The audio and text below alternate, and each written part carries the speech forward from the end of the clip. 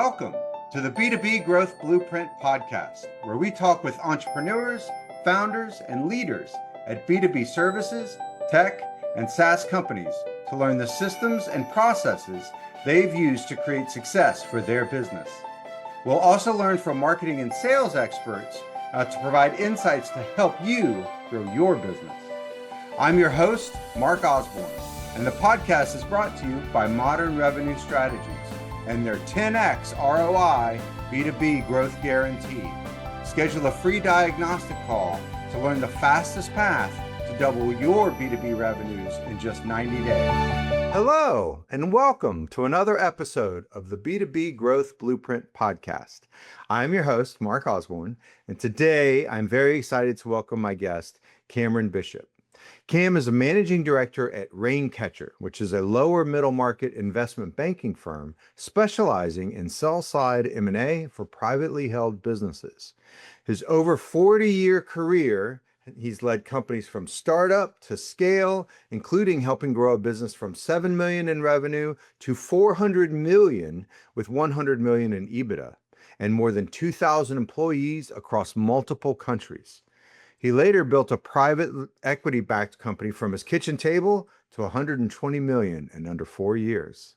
Cam has executed more than 40 buy-side and 20-plus sell-side transactions, representing over $500 million in enterprise value.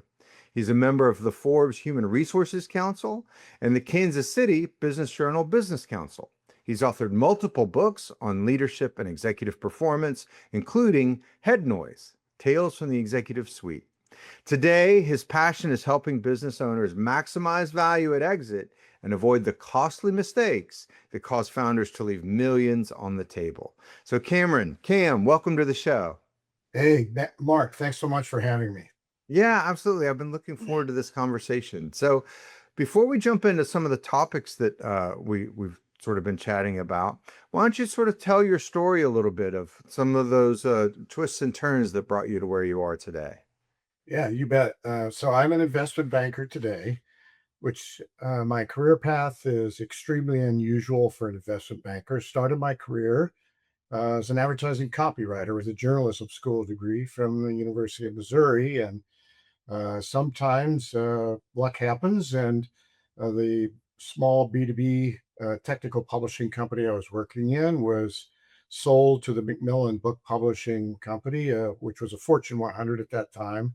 They loved the company, and we said, we want you to grow. Go out and buy more companies. Didn't tell us how to do it, just said do it. So we started that process, and you learn very quick, typically from your mistakes first. But over the course of time there, again, 23 years, we did grow that company from 7 million in revenue when I started. I left there as the CEO for the last 2 or 3 years, and we were doing about 400 million and 100 million in EBITDA profits. It was pretty much a money machine at that point. Yeah. And it's one of the drivers for me today. That similarly, the company I started with JP Morgan Chase Bank's private equity division, we did more acquisitions there. And Mark, when you're doing acquisitions, it's actually very difficult to buy successfully one business. You usually look at 40 to 50 deal opportunities. And across all those deals, I probably looked at 600 plus deal books now, for which are published to market a company for sale.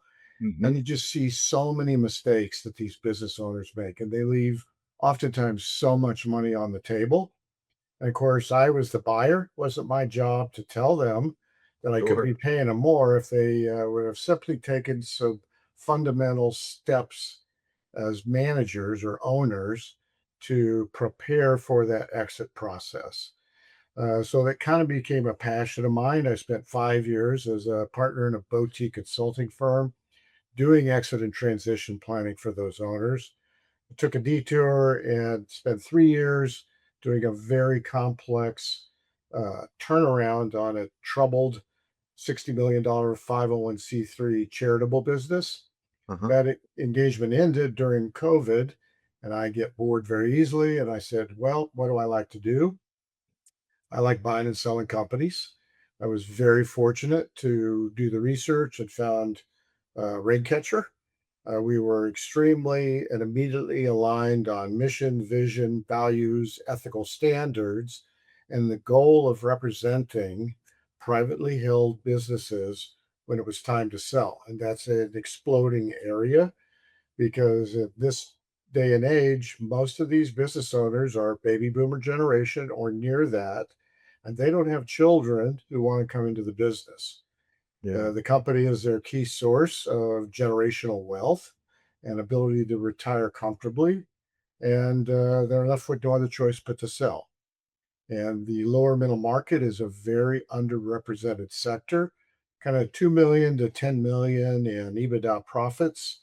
Those companies are too small for the big investment banks and generally too big with too much financial complexity for traditional, what's kind of referred to as Main Street brokers.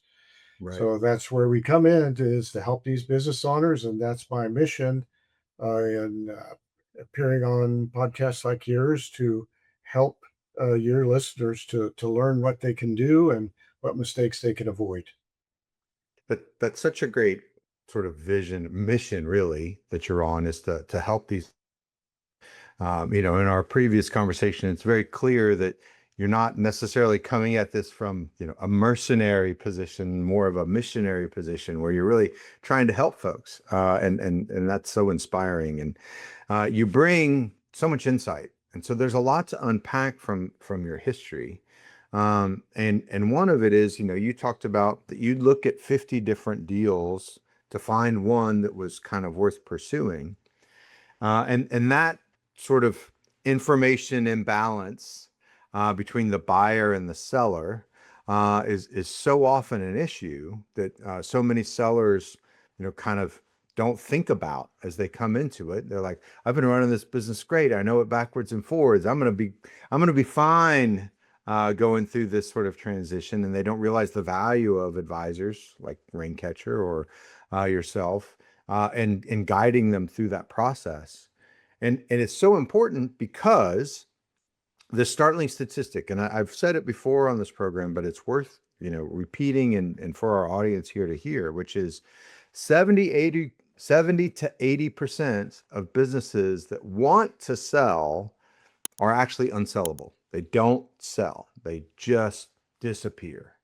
Talk to us a little bit about, given your perspective on, seeing the businesses that do sell and seeing those 49 others that sort of weren't even worth the conversation, much less the deal breaking down once you got into it. Talk to us a little bit about some of the issues that those businesses have going on that prevent them from being able to have a successful exit. Yeah, it's one of the I love what I do and the work we do to help these owners, but the one part of my job that I'm not real enthused about is we get dozens and probably hundreds of calls from business owners every year who are interested in selling, and it's a tough message to send when I kind of go through our sort of litmus test for sellability Yeah. and series of questions to have to tell them that A, they're either never going to sell or they're going to need anywhere from a year, 2 years, 3 years, could be longer to transition their business to get it to a position where it's sellable. Or if it does sell, it may sell at a steep discount and with generally pretty unattractive deal terms and a deal structure. So those are kind of the trade-offs in the business. And the key fact I see is that business owners don't understand the difference between running a business for daily operation, where they're most generally focused on revenue, tax avoidance, legal, I do mean, but the things that you can legally do from an accounting standpoint to mitigate or reduce taxes as much as possible. And most of these companies are what are referred to as pass-through legal entities. They're S corps or LLCs, so they're taking home the profits in the form of a distribution at the end of the year, and that's their primary focus. And that, in many cases, is the opposite of what they need to be doing if they want to prepare a company for exit and to maximize valuation. So my expression there is they spend 95% of their time working in their business and perhaps only 5% of their time working on their business. And there's a big difference between the two. Yeah, absolutely. And so as they make that transition and to working on the business instead of in the business, talk to us a little bit and specifically around the context of someone who is, now moving into, I want to sell when I can, when the value is there that I can really get what I think the company is worth. What are the things that they work on in the 2, 3, 5 years between when they make that choice to work on their business and get it ready for sale versus as they're running away, head down, nose to the grindstone, running the business? What are the different, what's from a role? And well, the first thing they have to do is make a determination on when they will sell their business. And fact of the matter is, everybody's going to leave their company someday. They can Right. leave it voluntarily or they can leave it involuntarily. So it's a That's right. much better strategy to leave it voluntarily so that you uh, don't have to pass along the business to family members who could unfortunately be dealing with what to do with your company at the same time they're grieving over, your passing or what have you. Yeah. It's just, and I've seen sad situations where that has been the case. So I really encourage business owners to think about that and to plan well in advance. In a perfect world, you should begin preparing for an exit 5 years before.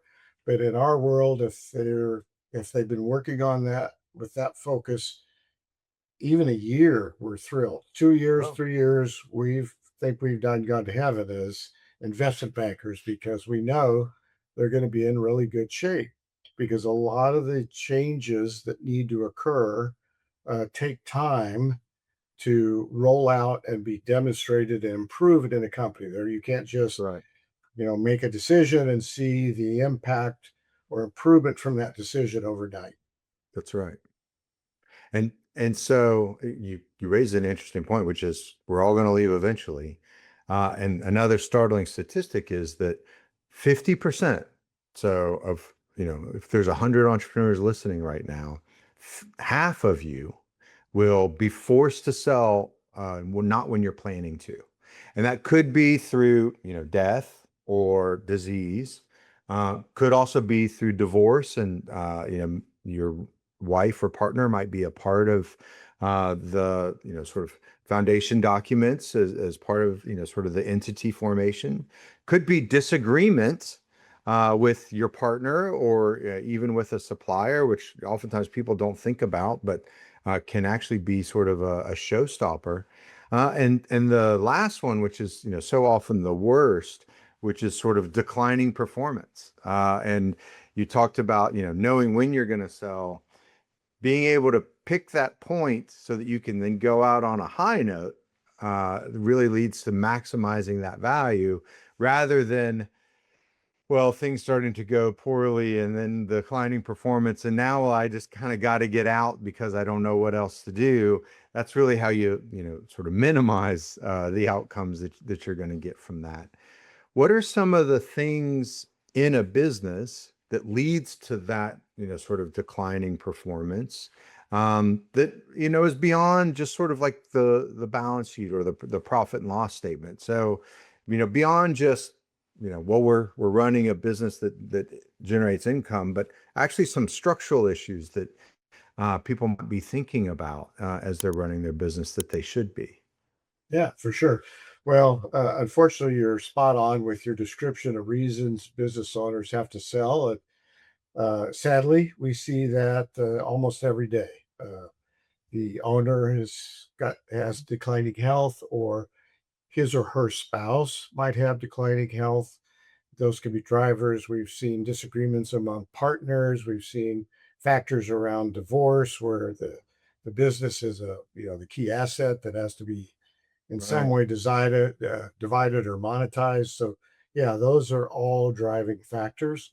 Since COVID, there's been another real driving factor, that didn't really occur much pre-COVID, and that is a lot of business owners. Again, many are baby boomers. Uh, they had to survive or suffer through the steep recession, kind of Mhm. that '07 to '09 or '10 or 10 time period. And that was exhausting for them. They recovered from that. They had a great period of time, and then COVID hit, and they had all kinds of dynamic issues around that. Employee challenges. Do you require your employees to get COVID shots or not? You're going to make half of them unhappy one way or the other. Then they went through supply chain issues that came out of the COVID time period. Then we started seeing rapidly rising interest rates and pricing. And one of the key reasons I hear today is that uh, they can't find people to go to work for, Oh, or they hire somebody, they don't show up. They hire somebody, they show up for a week and ghost them. They're frustrated because they can't grow their business because they can't get the additional staff.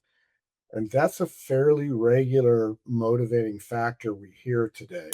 And it's cumulative for all of those things that they've lived through as business owners. So the challenge for them is that if they again haven't thought about creating an exit plan to drive value, the first thing they've got to look at, where we see huge problems, is poor accounting, sometimes no accounting, uh, and they must get that fixed. It takes time. It takes money.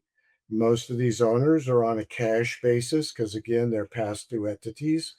But right, almost every buyer is going to need to see their accounting completed on an accrual basis and hopefully a GAAP accrual basis right, and for a historical period of time. So that means if they don't have the in-house counting expertise, they need to hire that and have those accountants go back and restate their financials for at least the last 3 years to be on a gap accrual basis. And as I say, that takes some money, and certainly that takes time. yeah. So that is factor number one that we see that is a huge impediment to a company being able to sell or to sell at a peak valuation. Well, and there's so many things that happen from sort of looking at it on paper perspective when you move from that cash basis to that accrual basis that really sort of highlights different choices that you would make in your business. Where when you're just looking at it on a cash basis, you might make certain choices and they look fine on paper. But when you're looking at it on that accrual basis, you can see how that shows sort of fragility, brittleness within the business operations, that you understand why that introduces risk for a particular buyer. And so having that sort of accrual basis accounting to look at as you're preparing for sale leads you to make so many different choices that put you in such a better light when someone comes to look at your books as they get ready to sell. Are there some things beyond just the financials? So you talked about, sort of the human element and Mhm. the challenges people have, with recruiting and hiring and training. One of the things that we've seen is we work with companies on sort of the marketing and sales systems to make their businesses more transferable, is by reducing, by, really creating systems that aren't reliant on a key person like that superstar seller. That oftentimes reduces the risk for, a buyer. And so you can say, well, here is our process, our binder for how we generate leads, nurture them, create proposals, close them, and anyone can run it. We don't, it doesn't have to be the founder, doesn't have to be some superstar seller that's been in the industry forever that knows everyone and can glad hand them. And then that allows a potential buyer to see how they could plug anyone into that role and see success, which mitigates some of those, kind of HR issues. Are there other kind of non-financial components that you oftentimes see as sort of challenges or blockers? Yeah, absolutely. And the first one ties in. exactly as you've described it in terms of the sales and marketing channel. So, the first thing we look at when we're first talking to a business owner who's thinking about selling is we measure or try to get a handle on what is referred to as owner dependency. And there are a number of characteristics around that. In certain kinds of businesses, the owner is oftentimes the key holder of critical knowledge that doesn't really exist with anybody else in the organization. And they don't understand what a risk factor this is for buyers. Buyers, ironically, are open to taking on risk because they're looking at buying your company. But at the same time, they are very risk averse and they do everything they can to assess the level of risk in the acquisition and determine ways to mitigate or minimize that risk. And if the owner is the key source of knowledge in the company, uh, they're going to require that owner to stay on for some period of time, which is usually the opposite of what that owner wants to do when he or she is selling the company. Yeah. Second to that, the second question we ask is who's responsible for sales in your organization? And again, very often that business owner is also the front man or woman in terms of business development and sales. Mark had a recent call with a business owner, and we asked him that very question. Uh, who handles sales? If the phone rings from a customer or potential customer, who answers that call? And he said very proudly, well, they call my cell phone. Yeah. Well, that's a huge, huge red flag for buyers. Yeah. Uh, so that's where investment in the company needs to occur to pass along those responsibilities to other individuals in the organization, or invest in hiring that kind of talent for the company to reduce that risk. And of course, they look at that as a new expense, but they don't look at the upside that that could create on a return on investment from a valuation perspective. That's right. So they have to learn how to delegate. If they don't have a strong number two manager in the organization, that's something else they need to look very seriously at, because the buyers are going to say, well, if the owner gets hit by the proverbial bus, or he says, that's it, I can't stay as long as you want, I'm retiring, how do they run that business? A lot of times, again, they will pay less for it to reflect the risk, or they'll create an unattractive deal structure or a combination of the two if they buy it all. Yeah. So that's where the people factor, the intangibles come into play very early on in the process. The last question we ask them is, interestingly, when did you take your last vacation? Hmm. A lot of them will probably say, oh, I haven't taken a vacation in 2 or 3 years. Well, for us, again, that's a red flag, because that generally indicates that the business is heavily dependent on them. Yeah. I have one client, he spent like 3 weeks big game hunting in Africa. That's a very attractive characteristic about a well run company and a business owner who has the confidence in his business that it's going to continue on just fine, even if he's not there. Yeah. So those are kind of some of the key tangibles around high level personnel in the organization. Yeah, so often we see the same thing because we say, well, what is your, who's your number one salesperson? Well, it's me. Do you want to be the number one salesperson for the new owner? No, I want to get out. And so we're like, well, then we've got to turn you into a process that can be scaled out to other people and transferred with the business. We also oftentimes see, as you described, that the owner has kind of built sort of the brand of the business around their own personal brand.